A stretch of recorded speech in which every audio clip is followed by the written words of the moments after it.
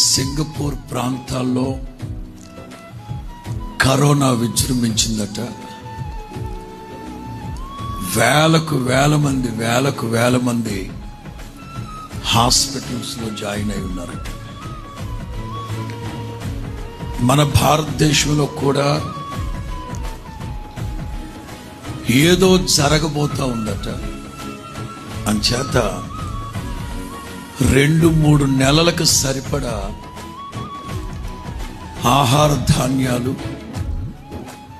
చేతిలో ఉన్న డబ్బులు వెచ్చలవిడిగా ఖర్చు పెట్టుకోకుండా కాస్త